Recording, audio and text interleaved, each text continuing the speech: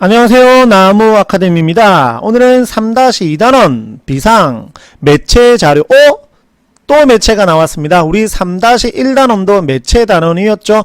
언어와 매체라고 하는 고등부 과정 속에 들어가 있는 매체, 그 매체가 또 나왔습니다. 그 매체 자료의 효과에 관한 단원이고, 그러면 아무래도 3-1단원에서 배웠었던 내용과 많이 유사하겠죠. 조금 이따가 교과서 내용 살펴보도록 하고 밑에 보겠습니다. 자, 실제 이제 강연문이 나와 있는데 강연을 하면서 그러면서 어느 정도 화법과 관련되는 부분도 있겠죠.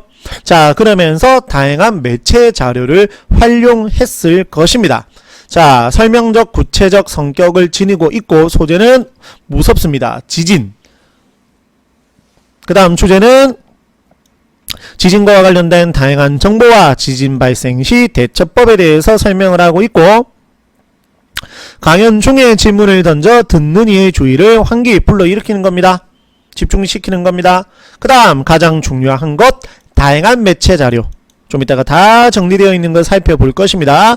다양한 매체 자료를 활용하여 듣는 이의 이해를 도왔습니다. 자, 글자임은 처음, 가운데, 끝 이렇게 가볍게 확인할 수가 있고, 그 다음 매우 중요한 거 3번에 나와 있습니다. 매체 자료의 효과를 판단하며 듣는 방법. 매체 자료가 내용을 잘 뒷받침하는지 판단하며 들어야 하고, 근데 상식이네요. 읽어보니까 매체 자료가 적절한 부분에 사용되었는지 판단하며 듣는다라는 거 상식이네요. 매체 자료가 장소와 시간, 듣는 이 목적에 적합한지 판단하며 듣는 거 전부 다 세 가지는 상식이었습니다. 그리고 볼게요. 자, 매체 자료가 이까지 보시면 총 5개가 사용되었죠. 포스터입니다. 이 영화 재밌습니다. 근데 이제 큰 화면에서 보셔야 재미있는 영화인데, 볼게요. 강연을 시작하는 부분에서 강연자의 경험과 관련된 영화 포스터를 제시하여, 그럼 이 영화는 아무래도 지진과 관련된 영화겠죠. 를 제시하여 듣는 이가 강연 주제에 관심을 기울이게 하였습니다. 그 다음 지진의 발생 과정을 보여주는 동영상. 아무래도 진짜 호기심이 유발이 되겠죠. 그리고 훨씬 더 쉽게 이해할 수 있겠죠. 이거 만약에 말로써만 지진의 발생 과정을 저는 설명할 수가 없습니다.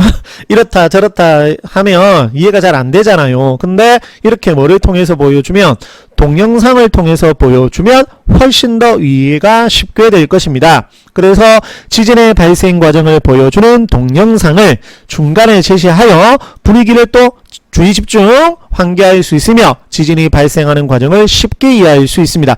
이제 이 포스터 사진, 영화 포스터는 지진이 발생하는 과정이라든지 이런 전문적인 내용을 효과적으로 전달하기보다는 흥미와 관심 유발이고, 요 2번 같은 경우에는 흥미 유발도 되고 그 다음에 어떤 전문적인 지식도 효과적으로 전달할 수 있다라는 것입니다.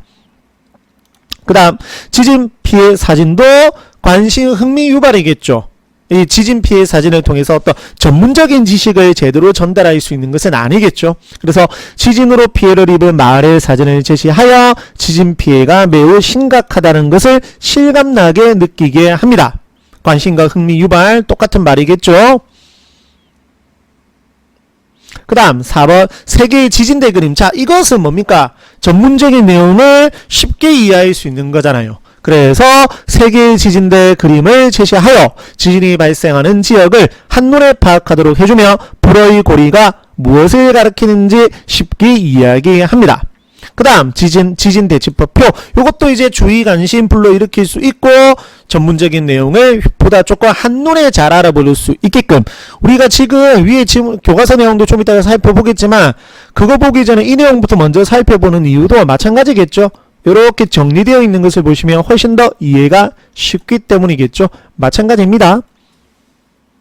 그 다음 매체 자료의 종류와 특성 살펴볼게요. 표와 그래프는 대상을 좀 체계적으로 구조화하거나 양상, 변화 과정을 한눈에 파악할 수 있다는 장점. 그림하고 사진, 동영상은 시각적을 통해서 조금 더 실감나게 효과적으로. 그 다음 강연을 듣는 올바른 태도. 이것은 또 상식이겠죠. 그래서 일방적으로 많은 양의 정보를 천중하게 전달한다. 강연의 내용을 제대로 이해하기 위해서는 좀 더 적극적으로 듣고 메모하면서 요약 정리, 그리고 나중에 질문도 해야 되겠죠. 그것을 통해서 강연을 듣는 도중 궁금한 점이나 이해하지 못한 점은 메모해 두었다가 강연이 끝난 후에 질문할 수 있어야 됩니다. 자, 여기까지가 정리되어 있는 내용이었고, 교과서 한번 살펴볼게요. 자, 실제 이제 강연 내용을 이렇게 실어 놓았는데, 자, 만약에 지진이 일어난다면 이라고 해가지고 포스트 사진 넣어 놓았죠. 살펴보았죠. 강연 순서도 이렇게 안내했네요. 그리고 이제 말을 합니다. 자기 소개를 했습니다. 저는 누구입니다 라는 식으로 소개를 했고, 소방관이시네요. 자, 그러면서 이야기를 합니다. 뭐 고군분투라는 단어도 나오고, 자, 여기 중요합니다. 여러분은 어떤가요? 라고 질문을 했죠. 라고 하면서 대답을 듣는 것이 아니라 스스로 답을 하는 겁니다. 뭐 지진을 직접 겪어보지 못한 학생들은 지진을 남의 일처럼 생각할 수도 있고, 제 딸처럼, 딸이 있네요. 딸처럼 두려워할 수 있겠죠. 라고 하는 문답법이 사용되었다라는 것. 그 다음에 강연 내용과 강연 목적을 직접적으로 처음에 말을 했습니다. 처음 부분에 말을 했습니다. 지진에 대한 다양한 정보와 지진이 일어났을 때의 대처 방안을 알려준다라고 말씀을 하셨습니다. 자, 그리고 나와 있습니다. 지진의 개념과 함께 발생 원인을 클릭하면 이제 뭐가 나오겠죠. 원래라면 이제 동영상이 나오겠죠.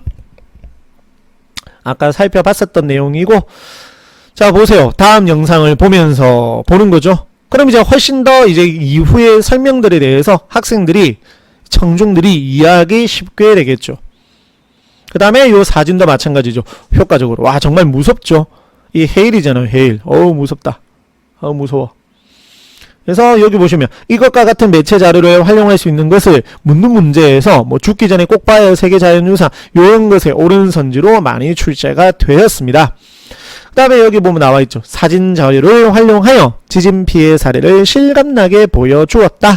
요것도 이제 선지로 출제가 될 수가 있겠죠. 그 다음에 실제 이제 나옵니다. 요런 거.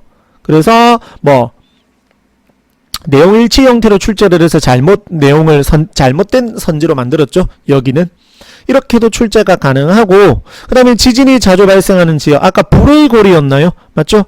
요런 거 매체 자료 활용 문제가 출제가 될 수가 있습니다.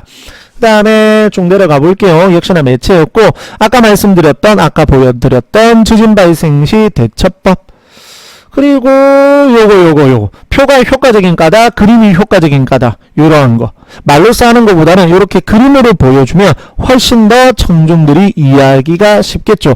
저희 아들도 있는데 요 아들도 요 엘리베이터 타면 안 된다는 그림을 보고 아빠 지진 났을 때 엘리베이터 타면 절대 안 돼 라고 저한테 말을 한 적이 있거든요. 그래서 아무래도 이렇게 그림으로 보여주면 5살 6살 아이한테 말로 설명하는 것보다는 이렇게 그림으로 보여주는 게 훨씬 더 이해를 돕겠죠.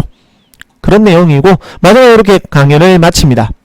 그래서 아까 보여드렸던 매체 자료의 종류의 특성, 이런 내용들 제가 다 얘기했던 것들 보여드린 이유는 이 영상 보시면서 정지, 만약 학원 안 다니시는 학생들은 이런 거 다 정지해놓고 학습하시고, 그래서 제가 다 보여드리는 거거든요. 사실 여기 있는 문제도 저희가 다 보여드리고 싶지만, 문제 같은 경우에는 문제 수가 너무 많고, 이건 한 문제 한 문제 이렇게 보여드리면서, 자, 정지합니다. 답은 몇 번입니다. 정지합니다. 답은 몇 번입니다. 이렇게 설명을 해드리는 것, 이렇게 영상을 보여드리는 것, 무의미하기도 하고 어렵기 때문에 못 해드리는 거고, 이러한 자료들 같은 경우에는 최대한 저희가 이렇게 다 보여드리려고 하는 거거든요. 다 보여드렸잖아요, 지금까지. 그래서 꼭 반드시 이렇게 내려가면서 제가 다 보여드렸던 내용들 한 번 더 정리하시면서 확인을 해보시고, 그리고 기회가 되시면 저희 사이트를 방문을 하셔가지고, 물론 유료로 이용을 하실 수 있는 자료들이기는 하지만, 그래도 해당 자료들을 만약에 활용을 하신다면 학교 시험에서 보다 효과적으로, 기출문제가 가장 중요하다라고 여러 번 말씀드렸죠. 우선순위는 기출문제입니다. 물론 자습서, 평가문제집 이러한 문제들이 나쁘다라는 뜻은 절대 아니지만, 우선순위라는 게 있습니다. 다 하면 좋겠지만 다 하지 못한다면 무엇부터 해야 된다? 기출문제부터 해야 된다라는 거, 이 점 반드시 유념해 주시기를 바랍니다. 지금 보시는 이러한 다양한 자료들은 저희 나무 아카데미를 통해서 이용하실 수가 있습니다. 감사합니다.